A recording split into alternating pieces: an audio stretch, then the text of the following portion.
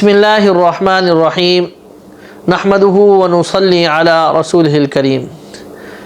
अज़ीज़ साथियों, काफ़ी दिनों बाद आपसे बात हो रही है और इम्तिहान के हवाले से कुछ कारगुजारी थी, आपसे गुफ्तगू करनी थी और अगले इम्तिहान के हवाले से भी।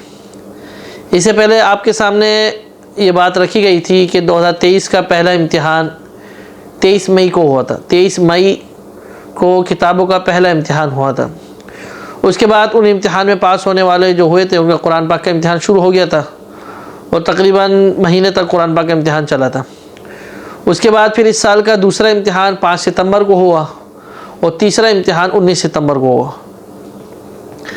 अब इम्तिहान के हवाले से नई बात यह है कि पहले हम अर्ज़ करते थे कि भाई किताबों को जो है ना आप लोग जो है समझ लें, याद कर लें और साथ ही याद क्या कर लेते थे और ऑप्शन जो आते थे तो उनको पता चल जाता कि भाई इन 4 ऑप्शन में से जो है ना ये वाला ऑप्शन सही है और उस पर निशान लगा देते थे और साथ ही पास हो जाते थे। और पहले भी अर्ज़ किया जा चुका है कि किताबों में 80-90% साथ ही पास होते थे, कुरान में फिर ज़्यादा फेल होते थे। लेकिन इस मरतबा से सितंबर को जो 5 सितंबर को इम्तिहान हुआ और 19 सितंबर वाला जो इम्तिहान हुआ, इन दोनों इम्तिहानों में औक़ाफ़ वालों ने अपनी तरतीब तब्दील कर दी, चेंज कर दी। वो क्या तब्दीली करी कि पहले 2 किस तरीके के सवालात होते थे कि आपने सही या गलत का निशान लगाना है या आपने जो 4 ऑप्शन में से इन एक ऑप्शन को बताना है।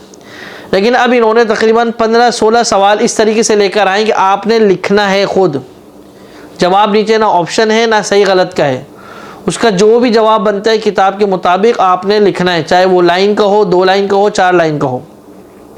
बल्कि 19 सितंबर को जो इम्तिहान हुआ इसमें जो एलामुस्सुन्ना के एक शफ़ात जो सवाल है, शफ़ात की किस्में, तो जितनी किस्में बनती हैं 5-6 जितनी किस्में भी हैं वो सारी किस्में आपने लिखनी थी, सारी किस्में लिखने को बोली गई थी। अब इसमें क्या हुआ कि बेशुमार साथी बेचारे फ़ेल हो गए। किताबें उनको बिल्कुल फर याद थी लेकिन लिखना नहीं जानते थे, लिखने की प्रैक्टिस नहीं थी या सही उनको याद नहीं था, कहीं मसला था, वो बहुत साथी बेचारे फ़ेल हो गए। तो अब नए इम्तिहान देने वाले साथियों से मुअद्दिबाना गुजारिश है कि किताब की तैयारी अब इसी तरीके से करें कि लिखने वाला कोई सवाल हो तो आपने लिखना आता हो। एलामुस्सुन्ना में तो इस तरीके से आ रहा था कि कोई बात लिखी है उसकी तारीफ़ जो नीचे आपने लिखनी है, ठीक है ना।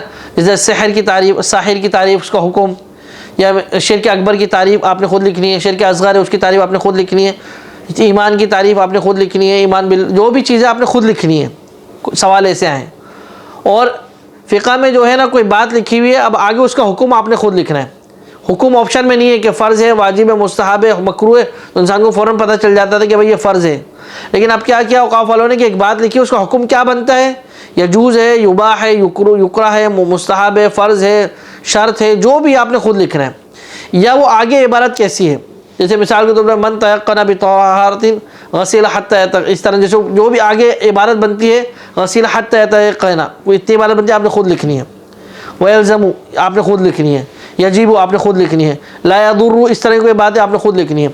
तो ये जब भी आप लिख सकेंगे कि दोनों किताबें आपको पानी की तरह याद हो। फ़िक़्ह की जो किताब है, अक़ीदे की जो किताब है, ये दोनों किताबें आपको पानी की तरह याद हो और लिखने की भी प्रैक्टिस हो और अरबी का फ़हम भी हो। ये मसला भी साथियों के साथ हुआ है कि पहले हम कहते थे कि भाई खाली हाफिज़ हैं, किताबें ये रट लें, याद कर लें, वो पास हो जाएंगे। लेकिन और ऐसा होता चला आ रहा है, 10 साल 15 साल से ऐसे होता जा रहा है, खाली हाफिज़ हैं, अरबी एक लफ्ज़ नहीं जानते, किताबें याद कर ली पानी की तरह, ऑप्शन में उन्होंने जवाब दे दिया, पास हो गए। लेकिन इस दफ़ा से सितंबर में जो इम्तिहान हुआ उसमें क्या हुआ कि जो बेचारे खाली हाफिज़ थे वो तो बेशुमार बेचारे फ़ेल हो गए। अच्छी तैयारी थी, किताब याद थी लेकिन फ़हम नहीं था, किताब की यानी समझ नहीं थी। अब उन्होंने अरबी में उसका सवाल किया, उनको जवाब उनको मालूम है लेकिन उनको पता नहीं था कि इसका जवाब ये बनता है। अब लिखा हुआ बित तमसील, अब उनको पता नहीं बित तमसील का क्या मतलब है कि हाँ भाई इस बात की मिसाल लिखो, उसका यह मतलब है। तो आपसे अर्ज़ करने का मतलब यही है कि अब इम्तिहान में जो तब्दीली हो गई है उसी हवाले से आप लोग तैयारी करें। अगर तैयारी कर सकते हैं, नहीं कर सकते तो छोड़ दें।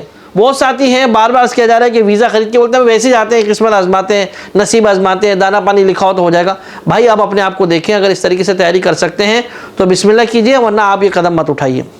और आखिरी बात ये अर्ज़ करनी थी कि इस साल 2023 में 3 इम्तिहान अब तक हो चुके हैं, 23 मई को, 5 सितंबर को, 19 सितंबर को। अब चौथे इम्तिहान की रजिस्ट्रेशन तो चल रही है, रजिस्ट्रेशन अभी तक बंद नहीं हुई है, तस्जील अभी तक बंद नहीं हुई, तस्जील चल रही है। लेकिन अब चौथा इम्तिहान होगा या नहीं होगा ये मालूम नहीं है। ज़्यादा चांस यही है कि इम्तिहान शायद नहीं होगा, हो भी सकता है। तो बहरहाल जिन हजरात ने तस्जील कर ली है या जो फेल हो गए, या 5 सितंबर को जो फेल हो गए या 19 सितंबर को जो फेल हो गए, अगर उनकी तैयारी सही से, अगर तस्जील उनकी हो रही है तो दोबारा तस्जील कर लें। अगर पास कर सकते हैं दोबारा तस्जील कर लें।